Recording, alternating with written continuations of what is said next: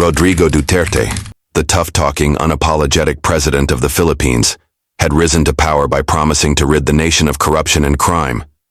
But what if the real threat to his rule wasn't from the criminals he vowed to eliminate, but from the very people he trusted most?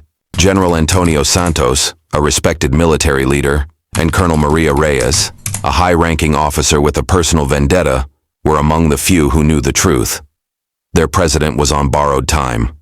In a high-stakes game of power, loyalty, and deception, they plotted to remove Duterte from office without firing a single shot.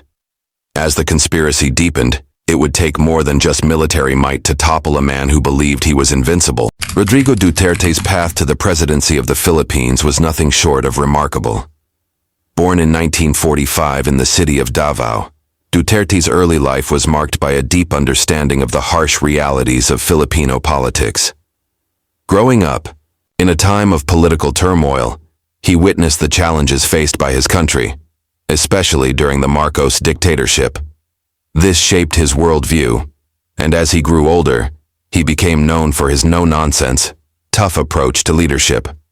Before becoming president, he served as the mayor of Davao City for over 2 decades. During his tenure, Duterte earned a reputation for eliminating crime and bringing order to one of the country's most troubled regions. His methods, though controversial, appealed to many Filipinos tired of the rampant corruption and crime that plagued their daily lives. Duterte's rise was fueled by his promises to eradicate the drug trade and restore law and order, offering hope to millions who felt abandoned by the government. His fiery rhetoric and bold actions, often compared to authoritarian figures, drew both admiration and fear. He was unapologetically outspoken, never hesitating to confront opponents or the media. As he campaigned for president in 2016, Duterte's tough stance resonated with voters who saw him as a leader who would finally bring change to the Philippines. He promised a war on drugs that would cleanse the nation of corruption and criminality. But for all his supporters, Duterte's ascent to power was not without controversy. His aggressive tactics raised alarms among human rights organizations, and his criticism of the existing political elite left many questioning the cost of his leadership. Duterte's success at the polls, however, could not be denied.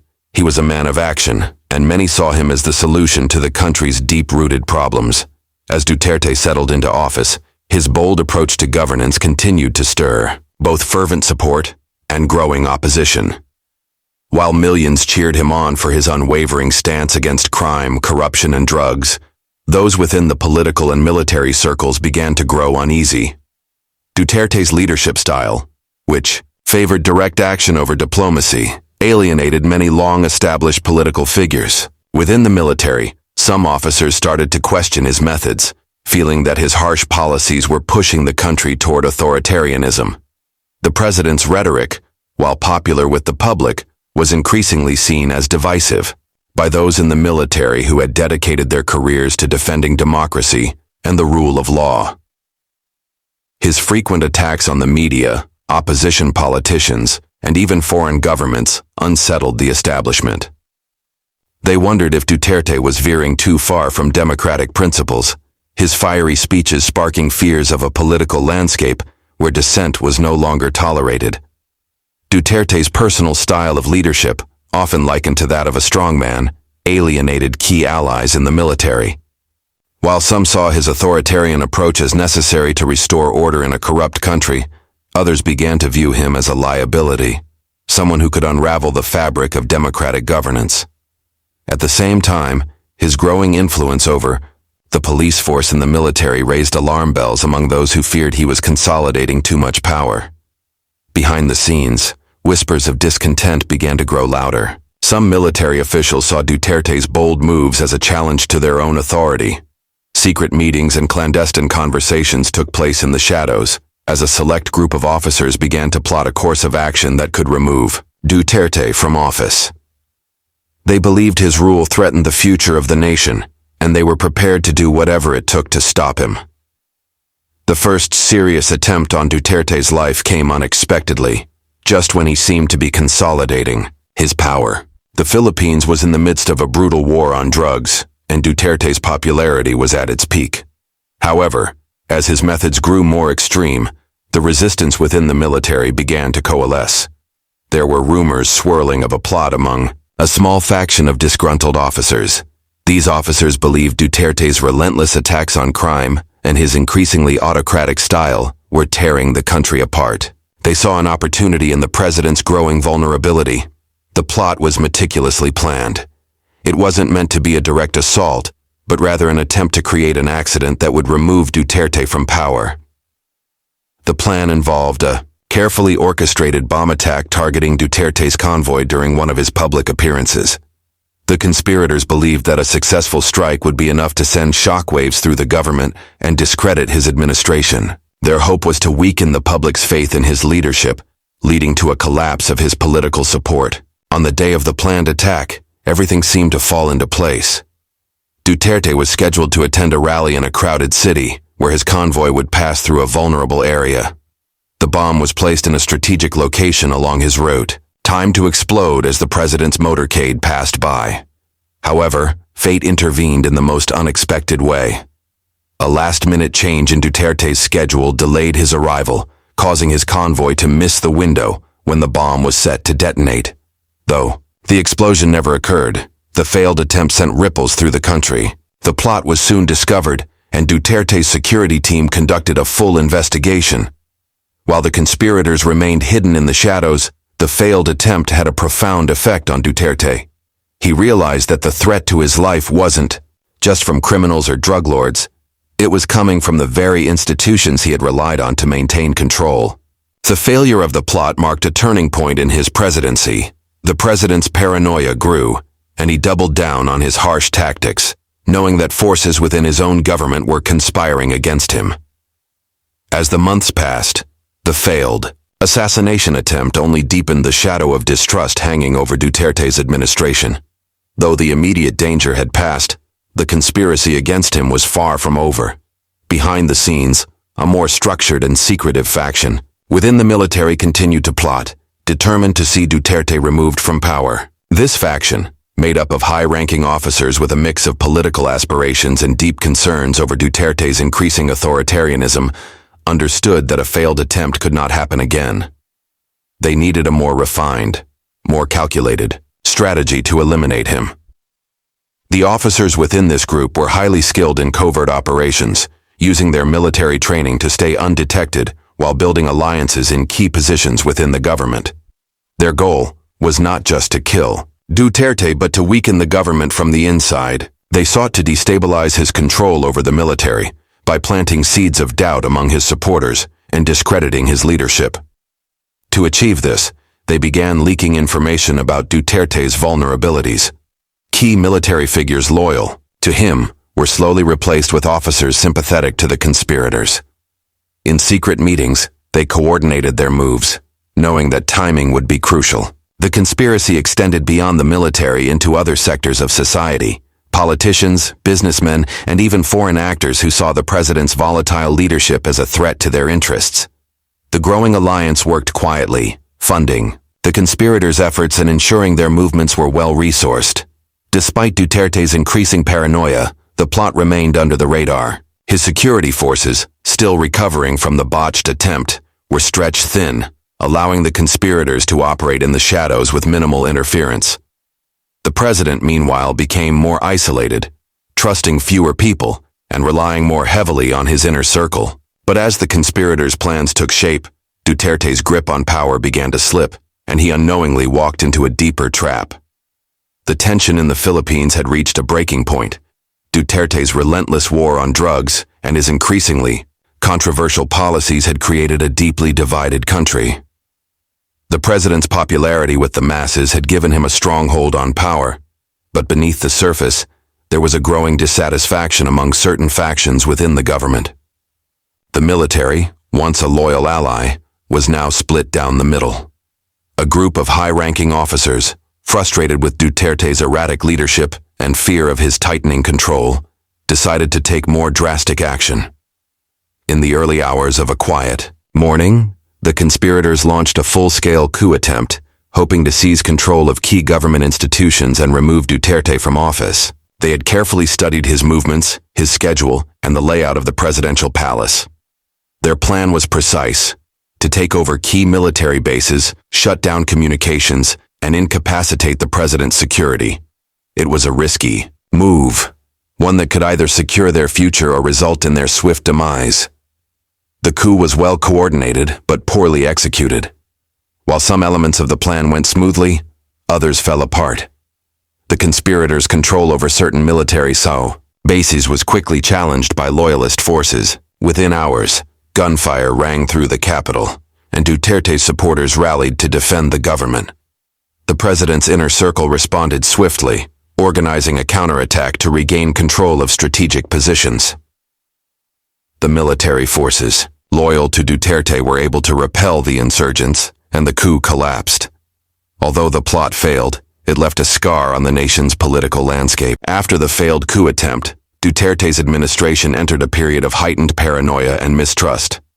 The president, deeply shaken by the audacity of the plot against him, began to reevaluate his relationships with those closest to him.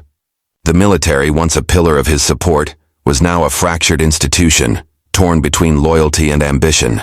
The coup had revealed just how far certain factions were willing to go to remove him from power, and Duterte knew he couldn't rely solely on his military allies anymore. In response, Duterte began to secure his position by forming new, secretive alliances, both within the government and beyond. He strengthened his ties with key business figures, political power brokers, and even certain foreign governments that saw his rule as beneficial to their own interests.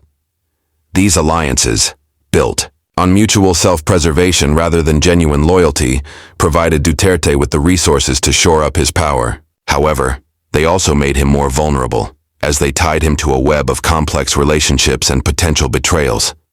While the conspirators had failed to remove Duterte, they were not disbanded. Instead, they went underground, biding their time and working behind the scenes.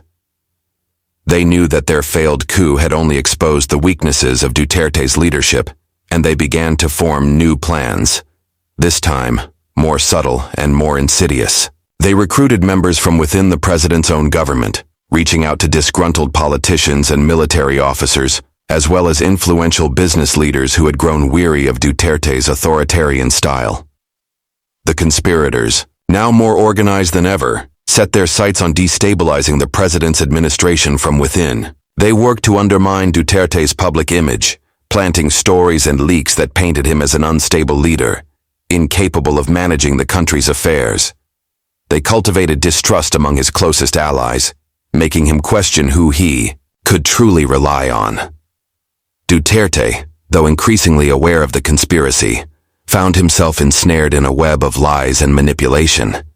His ability to govern became increasingly compromised as his paranoia clouded his judgment. The conspirators had learned from their mistakes, and they knew that patience and careful maneuvering would eventually bring Duterte's downfall, without ever needing to lift a finger in direct confrontation.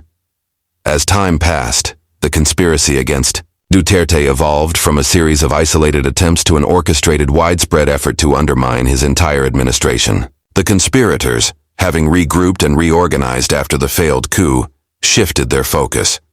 They realized that brute force wasn't the answer. Not yet. Instead, they began to infiltrate Duterte's government, planting key individuals within the ranks of his closest allies. These individuals, many of them ambitious and disillusioned by Duterte's increasingly authoritarian approach, were eager to subvert his leadership from the inside. The efforts to discredit Duterte intensified. Leaks and rumors about his personal life, his decisions, and his political alliances began to surface. Whispers about his mental state spread like wildfire, casting doubt on his ability to lead the nation. As the stories gained traction in the media, public perception began to shift. Once a leader seen as tough and decisive, Duterte was now painted as a man unraveling under the pressure. His critics capitalized on these rumors, questioning his ability to govern, and suggesting that his erratic behavior was damaging the nation's future. Meanwhile, the president's paranoia deepened. Every phone call, every meeting, every public appearance felt like a potential trap. Duterte began to distrust everyone around him, including his most trusted advisors. The once close-knit circle of loyalists grew fractured as the president pushed many away, believing they were secretly plotting against him. The more he isolated himself, the weaker his leadership became. The conspirators knew that this isolation was key to their plan. By keeping Duterte in a constant state of fear and distrust, they knew they could weaken his resolve and make him more susceptible to their schemes. As Duterte became more volatile, the country felt the ripple effects. His decisions grew increasingly erratic, often contradicting his previous statements and policies. This only fueled the perception that he was no longer in control. Yet, despite his unraveling leadership, the conspirators remained in the shadows, quietly maneuvering, waiting for the perfect moment to strike. They knew that all it would take was one final push to bring Duterte down for good. As Duterte's grip on power weakened, the strain of constant fear and suspicion began to take its toll. His paranoia grew so intense that he became increasingly reclusive, relying only on a few trusted individuals, many of whom had been with him since his days as mayor of Davao. The president's every move was scrutinized, and even minor decisions became sources of internal strife. His closest allies grew concerned, but felt powerless to stop the momentum of his self-destructive tendencies. Duterte's once promising leadership had become mired in a web of distrust, making him an increasingly unstable figure in the eyes of both the public and his administration. Amidst this chaos, Duterte took more drastic steps to ensure his safety. He expanded surveillance of both political and military figures, and began purging anyone he suspected of disloyalty, even those with long histories of supporting him. His aggressive tactics alienated many of his former supporters. Longtime allies who had once trusted his vision for the country now questioned his judgment, and whispers of resignation started circulating in political circles. Many feared that Duterte's mental state was deteriorating, and the country was at a breaking point. The conspirators, meanwhile, saw an opportunity to strike. As the president's behavior became more erratic, they sensed the perfect moment to exploit his vulnerabilities. They began laying the groundwork for a coup, but this time, they knew they had to act more subtly. Their strategy was no longer focused on direct confrontation, but on using the divisions within Duterte's inner circle to their advantage. They had learned from past failures, and their new plan relied on manipulation, psychological warfare, and careful timing. Duterte, growing more isolated by the day, began to rely on the few people he still trusted, unaware that some of them were working against him. The conspirators knew that the final blow would be a slow, methodical process. The president was teetering on the edge, and soon he would cross the point of no return. The conspirators, now more refined and organized than ever, had watched Duterte's decline closely, patiently waiting for the right moment to strike. They understood that their previous attempts had failed due to poor timing and a lack of coordination. This time they were determined to succeed, and they were willing to play the long game. Duterte's own unraveling made him more vulnerable than ever, and the conspirators knew that it wasn't just his health or mental state that had faltered, it was his political authority. Through careful manipulation, they began to sow seeds of discord within Duterte's closest circles. The loyalty of his inner circle had already been tested in the wake of the failed coup, but now the president's paranoia pushed his relationships even further into disarray. His trusted advisors, once steadfast, began to fracture. The conspirators had planted individuals close to the president, people who began subtly feeding misinformation, making the president question the motives of even those who had stood by him for years. Behind the scenes, the conspirators had also begun making secret deals with outside actors, foreign powers who had grown wary of Duterte's volatile nature. These external allies provided financial backing and tactical support, helping to fund the conspirators' covert operations. By leveraging international networks and internal political divisions, the conspirators built an intricate web of alliances that threatened to trap Duterte in his own paranoia. Then came the fateful day when everything seemed to fall into place. With Duterte's schedule constantly in flux, the conspirators were able to gain access to crucial intelligence regarding his upcoming overseas trip. The plan was deceptively simple: sabotage the president's travel arrangements, making it look like a tragic accident.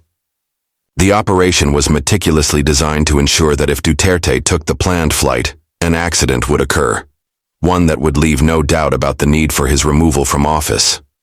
But as with many of the president's near-death experiences, luck played a role in saving him. A technical malfunction forced a delay in the flight, preventing the conspirators' plan from reaching fruition. It was a failure that would set the stage for one final, more desperate attempt. An attempt that would force Duterte to confront the reality that the forces plotting his demise were growing ever closer. The failed sabotage of Duterte's overseas trip was a critical turning point in the conspiracy against him. Though the plot had been carefully executed, luck intervened, preventing the president from boarding the compromised flight. This failure, however, did not diminish the resolve of the conspirators.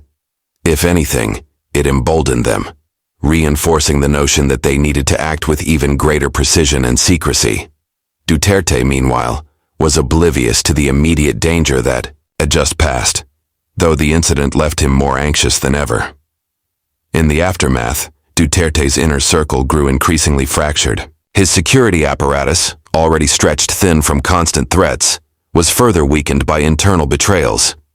The conspiracy had festered beneath the surface for so long that it had now begun to surface openly. The military, once firmly under Duterte's control, had been reduced to a shell of its former loyalty. Those still loyal to him were left to fend off accusations of incompetence or negligence, while others questioned how long the president could maintain his iron grip. Though Duterte had survived yet another close call, his health, his mind, and his power were deteriorating. Every day seemed to bring new challenges, from mounting international criticism to a nation that seemed increasingly divided over his leadership. The president's once unyielding confidence had become a fragile mask, barely hiding his deepening fear. The conspirators saw the cracks and prepared for the final push. This time, with more than just military force at their disposal, they had learned from past mistakes. The key was not to kill Duterte, but to make him irrelevant. The final blow came not from a violent attack, but from a combination of pressure and manipulation.